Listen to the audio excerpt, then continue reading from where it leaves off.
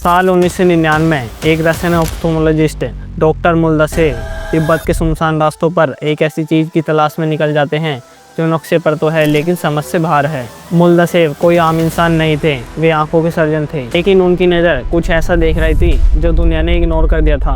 उन्होंने वापस आकर एक ऐसा क्लेम किया। उन्होंने कहा माउंट कैलाश कोई पहाड़ नहीं है, ये दुनिया का सबसे बड़ा मैन-मेड पिरामिड है। उनका कहना था कि इसके चारों तरफ 100 छोटे छोटे पिरामिड्स बने हुए हैं और ये पूरा एक सिटी ऑफ गॉड है। उन्होंने एक अजीब बात कही, जब वो कैलाश के करीब गए उन्हें एक ऐसी आवाज़ सुनाई दी जो उनके दिमाग के अंदर गूंज रही थी, ऐसे कोई उन्हें वापस जाने के लिए बोल रहा हो। लेकिन क्या आपने कभी सोचा है, हमने 180 डिग्री सेल्सियस की गर्मी झेलने वाली मशीनें बनाई, हमने चांद पर गाड़ी चलाई, हमने एवरेस्ट जिसकी ऊंचाई 8,848 मीटर है उस पर टेंट लगा दिए जहां हर साल हजारों लोग जाते हैं। लेकिन कैलाश जिसकी ऊंचाई 6,638 मीटर है, जो एवरेस्ट से लगभग 2,000 मीटर छोटा है, वहां आज तक कोई क्यों नहीं पहुंच पाया है?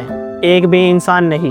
क्या आपको लगता है आपको पूरा सच पता है? क्या वहाँ वाकई कोई डिवाइन सील्ड है या फिर हम किसी बहुत बड़े साइंटिफिक सीक्रेट से अनजान हैं? हमें ये समझना होगा कि कैलाश बाकी पहाड़ से अलग क्यों है।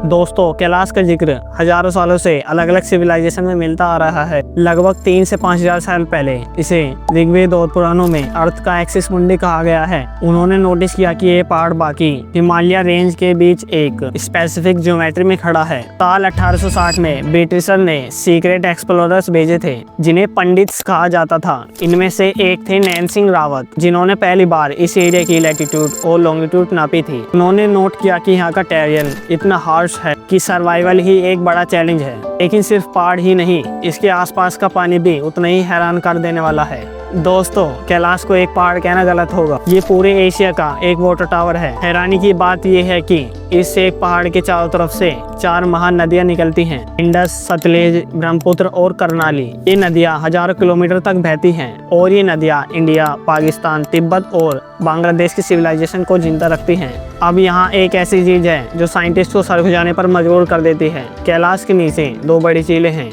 मानसरोवर और राक्षस ताल। ये दोनों एक पतली सी जमीन की पट्टी से अलग हैं, फिर भी इनका नेचर अपोजिट है। लेकिन दोस्तों, क्या यह अजूबा और कहीं नेचुरली देखने को मिलता है?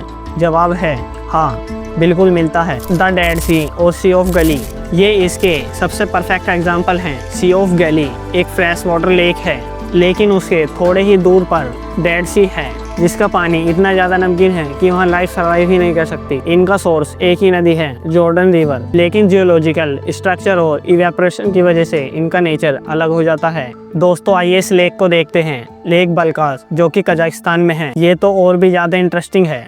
ये एक ही लेक है, लेकिन इसका आधा हिस्सा फ्रेश वाटर और आधा हिस्सा सॉल्ट वाटर है। इसका रीजन है लेक की डेप्थ और इसके बीच का एक पतला सा रास्ता जो पानी को मिक्स नहीं होने देता है। कैलाश के केस में इसे एंड्रोइन बेसिन डायनेमिक्स कहते हैं। राक्षस ताल एक क्लोज्ड बेसिन की तरह बिहेव करती है जहां पानी निकलने का रास्ता कम है, इसलिए इवेपोरेशन की वजह से यहां सॉल्ट जमा हो जाता है। वहीं मानसरोवर को ग्लेशियर से फ्रेश वाटर मिलता रहता है। ये नेचर का एक रेयर हाइड्रोलॉजिकल बैलेंसिंग एक्ट है। इसी हाइड्रोलॉजिकल कॉम्प्लेक्सिटी की वजह से ये सवाल उठता है कि क्या इस पहाड़ की बनावट में वाकई कुछ अलग है? इसका जवाब हमें इसकी जियोलॉजी देती है। जियोलॉजी के मुताबिक कैलाश बाकी हिमालयास का ही हिस्सा है, लेकिन इसका फॉर्मेशन थोड़ा हटकर है। कैलाश ज्यादातर ब्लैक मेटामॉर्फिक रॉक से बना है। ये पत्थर एवरेस्ट के लाइमस्टोन के मुकाबले बहुत ज्यादा सख्त है। इसका पिरामिड शेप किसी ने बनाया नहीं है। इसे साइंस में हॉरिजॉन्टल स्ट्रैटिफिकेशन कहते हैं। इसका मतलब है कि पत्थर्स की लेयर आपस में बराबर जमी हुई हैं।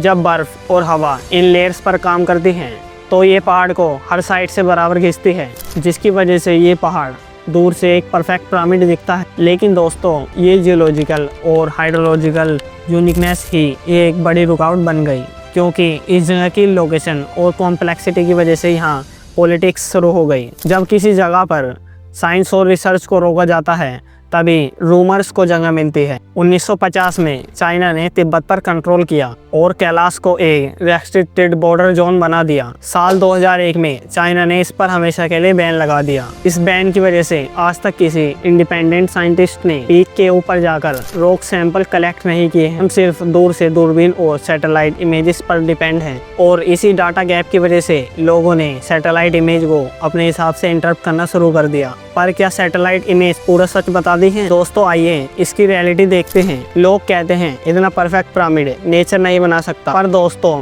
एल्प्स में द मैटरहॉर्न को देखिए, ये भी ग्लेशियल एरोजन की वजह से बना है। ये नेचर की नॉर्मल ज्योमेट्री है। क्लेम किया जाता है कि वहाँ पर कंपास काम नहीं करता। इसका रीजन है मैग्नेटाइट मिनरल्स का हैवी कंसंट्रेशन। दुनिया में ऐसी कई जगह है जहाँ लोकल रॉक्स मैग्नेटाइट फील्ड को डिस्ट्रैक्ट करते हैं। तो दोस्तों वापस आते हैं सैटेलाइट वाले क्लेम पर। सैटेलाइट से देखने वाला ग्लो अक्सर एल्बिडो इफेक्ट होता है। जब धूप स्मूथ काले पत्थर पर पड़ती है तो वो लाइट को रिफ्लेक्ट करती है, जो सेंसर में एनर्जी ग्लो जैसा दिखता है। ये सिर्फ नॉर्मल फिजिक्स है। दोस्तों कहा जाता है 11वीं सदी के तिब्बत की योगी मिलारेपा एक अकेले इंसान माने जाते हैं जो पीक तक गए। कहा जाता है कि उन्होंने वार्न किया था कि इस पहाड़ की वाइब्रेशन इतनी इंटेंस है कि कोई आम इंसान इसे झेल नहीं सकता। क्या कोई और चढ़ने की कोशिश करते वक्त मारा गया है? साल 1990 के आसपास कुछ ऐसी रिपोर्ट्स आई थी कि क्लाइंबर्स रास्ते से भटक गए और उनका मेंटल बैलेंस बिगड़ गया, लेकिन इनका कोई ऑफिशियल डॉक्यूमेंटेशन या किसी बड़ी न्यूज एजेंसी जैसे BBC या अदर न्यूज एजेंसी पर नहीं मिलता है। ये ज्यादातर लोकल मैगजीन और छोटी किताबों में दर्ज हैं। क्या पहाड़ों पर ना चढ़ पाना हमेशा सुपरनेचुरल होता है? बिल्कुल नहीं। इस एग्जाम्पल को देख, गंगखर प्योंगसम भूटान का ये पहाड़ दुनिया का सबसे ऊंचा अनक्लाइम्ड माउंटेन है। वहाँ भी रिलीजन्स, रीजन्स और अनप्रिडिक्टेबल वेदर की वजह से बैन है। कैलाश का वर्टिकल स्लोप लगभग 60 से 70 डिग्री है। इतने स्टीप एंगल पर बर्फ टिकती नहीं और चट्टानें फिसलनी होती हैं बिना ऑक्सीजन, और इतनी खतरनाक स्लोप पर टेक्निकल क्लाइंबिंग ऑलमोस्ट इम्पॉसिबल हो जाती है। और इसी अनप्रिडिक्टेबल वेदर की वजह से और मुश्किल रास्ते की वजह से एक नया खौफ पैदा हुआ जिसे लोग टाइम रैप कहने लगे। तो दोस्तों क्या यहाँ वक्त तेजी से चलता है? ये सबसे बड़ा वाइल्ड क्लेम है कि कैलाश के पास रहने से बाल और नाखून इतनी तेजी से बढ़ते हैं जैसे आपकी एज बहुत तेजी से बढ़ रही हो। कहा जाता है कि 4 साइबेरियन क्लाइंबर्स ने रास्ते से भटककर एक फॉरबिडन जोन में एंट्री कर दी थी। क्लेम ये है कि जब वो वापस आए तो बूढ़े दिख रहे थे और कुछ ही महीनों में उनकी मौत हो गई थी। लेकिन दोस्तों ये स्टोरी सबसे पहले डॉक्टर मुल्लासेफ की किताबों में पॉपुलर हुई थी। इसका कोई मेडिकल रिकॉर्ड या न्यूज़ रिपोर्ट रियल लाइफ में एग्जिस्ट नहीं करता है। साइंटिफिक कम्युनिटी इसे एक अर्बन लेजेंड मानती है। इस क्लेम को ब्लाइंडली एक्सेप्ट करने से पहले एक बेसिक साइंटिफिक कंपैरिजन करते हैं। क्या नाखून और बाल का बढ़ना कहीं और भी नोटिस किया जाता है? ये एग्जाम्पल देखिए। जब हम बहुत ऊंचाई पर होते हैं तो हमारी स्किन डिहाइड्रेट हो जाती है और जब स्किन पीछे की तरफ सिकुड़ने लगती है तो नाखून और बाल लंबे दिखने लगते हैं। इसे डॉक्टर पोस्टमार्टम इल्यूजन कहकर पुकारते हैं।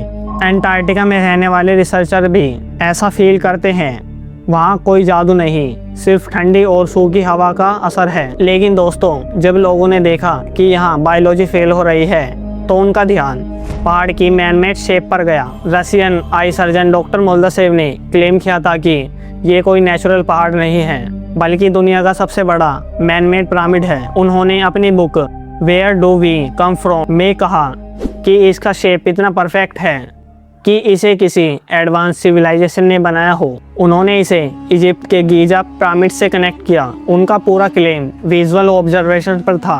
किसी भी जियोलॉजिस्ट ने इसे सपोर्ट नहीं किया है। क्या नेचर इतनी परफेक्ट सिमेट्री बना सकता है? इस एग्जाम्पल को देखिए। द मैटरहॉर्न एल्प्स यूरोप का ये पहाड़ भी एक परफेक्ट पिरामिड जैसा दिखता है। इसे जियोलॉजी में ग्लेशियल हॉर्न कहते हैं। जब 3 या 4 ग्लेशियर एक पहाड़ को चारों तरफ से घिसती हैं तो वो एक शार्प 4 कोनों वाला पिरामिड शेप छोड़ देती है। कैलाश की हॉरिजॉन्टल स्ट्रैटिफिकेशन इसे और भी मैनमेड लुक देती है, पर ये करोड़ों सालों के प्रेशर का असर है। अब जब शेप इतना अजीब हो तो वहाँ की मैग्नेटिक प्रॉपर्टीज भी दिमाग घुमाती है, जहाँ मॉडर्न गैजेट्स भी फेल हो जाते हैं। इंटरनेट पर बहुत जगह लिखा है कि कैलाश के पास कंपास की नीडल रैंडमली घूमने लगती है। क्या ये सिर्फ कैलाश में होता है? रशिया में एक ऐसी जगह है जहां इतना ज़्यादा आयरन है कि वहां कंपास कभी सही रास्ता नहीं दिखाता।